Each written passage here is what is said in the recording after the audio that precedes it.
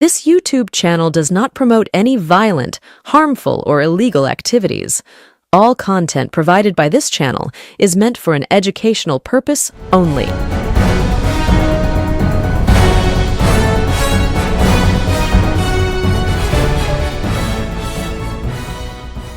নমস্কার, আমি প্রতিবেদক সায়ন্তন চক্রবর্তী। আপনারা দেখছেন বঙ্গচক্ষু ইউটিউব চ্যানেল। ইতিমধ্যেই গতকাল 23শে এপ্রিল পশ্চিমবঙ্গে প্রথম দফার নির্বাচন সম্পন্ন হয়েছে। পশ্চিমবঙ্গের 16টি জেলার 152খানা আসনে নির্বাচন সম্পূর্ণ হয়ে গিয়েছে। বাকি আর 142টি বিধানসভা কেন্দ্রের নির্বাচন, যা অনুষ্ঠিত হবে আগামী 29শে এপ্রিল। আর এই 152খানা যে বিধানসভা কেন্দ্রে নির্বাচন সম্পন্ন হলো, এবার রাজনৈতিক দলগুলোর চুলচেরা বিশ্লেষণ করবার পালা। কারা কারা কোন কোন আসনে জয়লাভ করার জায়গায়, কোন কোন দল প্রথম দফার এই 152খানা আসনের মধ্যে কতগুলো করে আসন নিজেদের দখলে রাখতে সমর্থ হচ্ছে, সেই চুলচেরা বিশ্লেষণ এবার রাজনৈতিক দলগুলো নিজেদের মতো করে করবে। তৃণমূল কংগ্রেসের পক্ষ থেকে সাংবাদিক সম্মেলন করে বলা হয়েছে যে তৃণমূল কংগ্রেস এই 152-র মধ্যে 125 থেকে 130টি আসন ইতিমধ্যেই জয়লাভ করেছে। আবার বিজেপির পক্ষ থেকে বলা হচ্ছে তারা নাকি এই 152টি আসনের মধ্যে 120টি আসন জিতেই গেছে।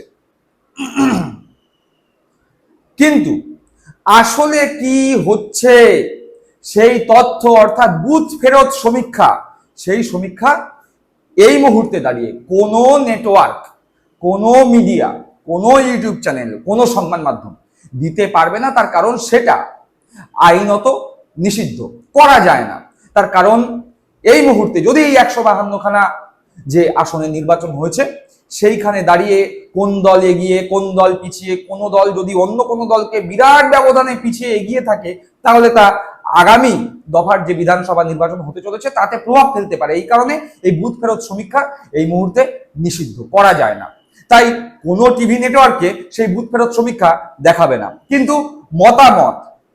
মতামত বা আন্দাজ বা প্রেডিকশন, সেটা অনেকে দেখাতেই পারে।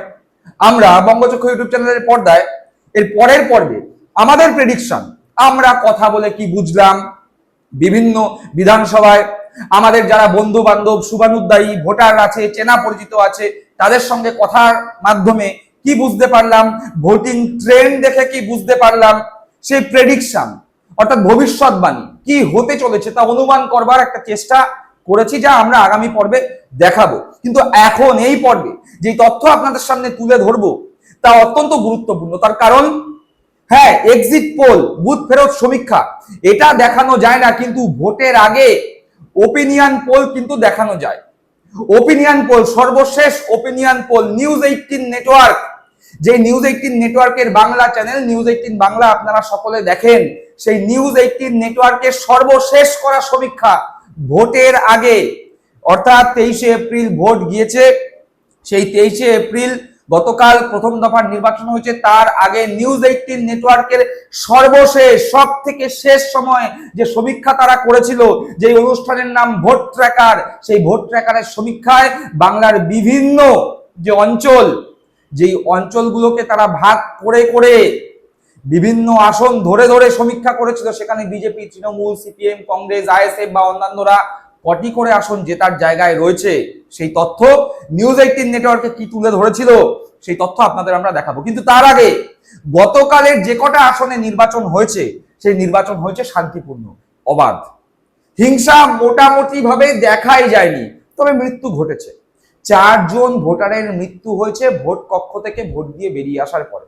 আমরা দেখতে পেয়েছি এক মুসলিম মহিলা ভোট দান করে বেরোনোর পরেই তার মৃত্যু ঘটেছে। ঘটনাচক্রে তিনি অত্যন্ত টেনশনে ছিলেন, তার কারণ তার পরিবারের সে বাদে বাদ বাকি সমস্ত ভোটারের নাম এই এসআইআর এর চক্করে বাদ চলে গিয়েছে। সুতরাং বোঝাই যাচ্ছে যিনি নিজের জীবনের শেষ ভোটটা দিলেন, সেই ভোট কাদের বিরুদ্ধে বা কার বিরুদ্ধে পড়েছে। আর বলাই বাহুল্য, এই বাংলায় এই মুহূর্তে দাঁড়িয়ে প্রথম দফার নির্বাচনে ভোটিং পার্সেন্টেজ অত্যন্ত ঊর্ধ্বমুখী। 92 থেকে 93% ভোট এই বাংলায় পড়েছে। এবং এই বেশি ভোট পড়ার কারণে অনেকে অনেক রকম ভাবতে পারেন যে বেশি ভোট পড়েছে মানে সরকার বিরোধী ভোট, প্রতিষ্ঠান বিরোধী ভোট, কিন্তু আসলে কি তা সরকার বিরোধী? আসলে কি সত্যি বেশি সংখ্যক মানুষ ভোট দিলেন, নাকি গতবার যা দিয়েছিলেন সেই সংখ্যক মানুষই ভোট দিলেন? এই বিষয়ে সম্পূর্ণ আলোচনা আমি গতকালের একটি লাইভে করেছিলাম, যেটি আমার ইউটিউব চ্যানেলে রয়েছে।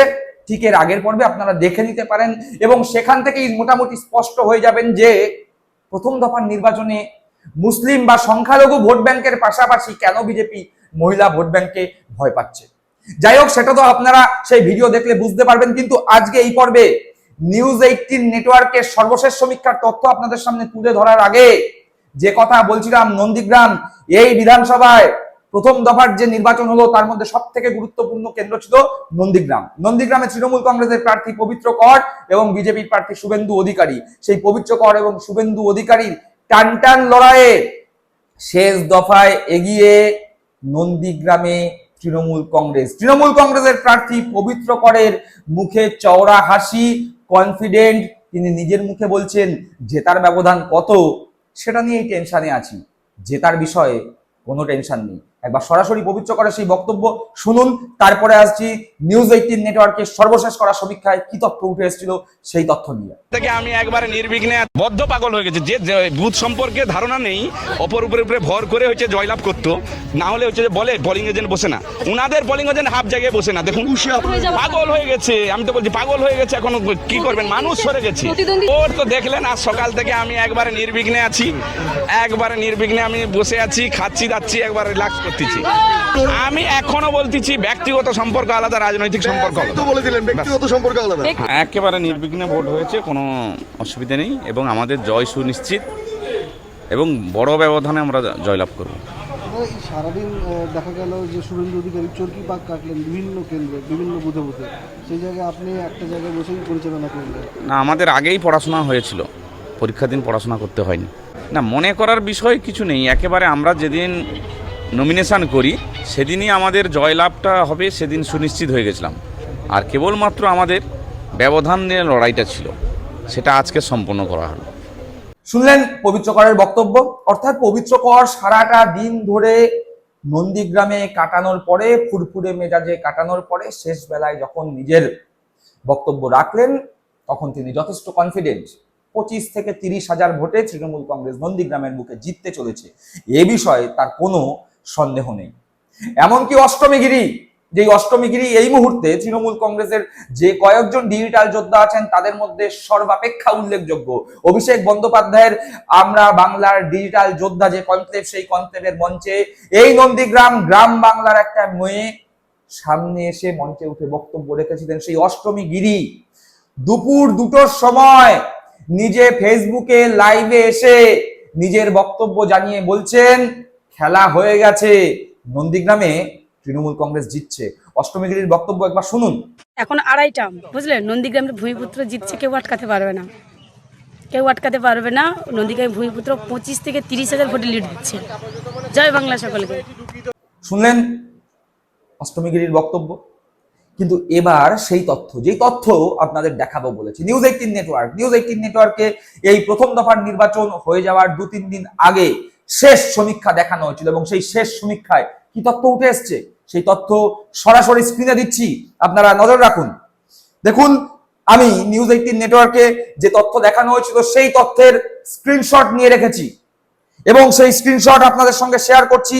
প্রথমেই বলা হচ্ছে মেদিনীপুর বেল্টে বিজেপি 30 থেকে 32টি আসন পেতে পারে, তৃণমূল কংগ্রেস পেতে পারে 24 থেকে 26টি আসন। জলপাইগুড়ি বেল্টে মোট 27টি আসন রয়েছে, সেই 27টি আসনের মধ্যে তৃণমূল কংগ্রেস 7 থেকে 9টি আসন পেতে পারে, বিজেপি পেতে পারে 19 থেকে 21টি আসন। বর্ধমান বেল্টে 54টি আসন রয়েছে, সেই 54টি আসনের মধ্যে তৃণমূল কংগ্রেস পেতে পারে 41 থেকে 43টি আসন এবং বিজেপি পেতে পারে 11টি আসন।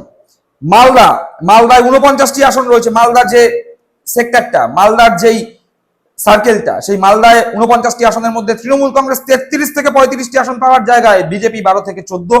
আর প্রেসিডেন্সি এলাকায় 108টি সিট আছে, যে এইটা নিয়ে আমরা এর আগে একটা পূর্ণাঙ্গ পর্ব আপনাদের দেখিয়েছিলাম। এই প্রেসিডেন্সি যে এরিয়া, তার মধ্যে কলকাতা, উত্তর 24 পরগনা, দক্ষিণ 24 পরগনা, হাওড়া, হুগলি, নদিয়া এই জেলাগুলো রয়েছে। এই জেলাগুলোয় মোট 108টি সিট আছে। এই 108টি সিটের মধ্যে তৃণমূল কংগ্রেস 79 থেকে 81টি জেতার জায়গায় রয়েছে, বিজেপি 26 থেকে 28টি জেতার জায়গায় রয়েছে।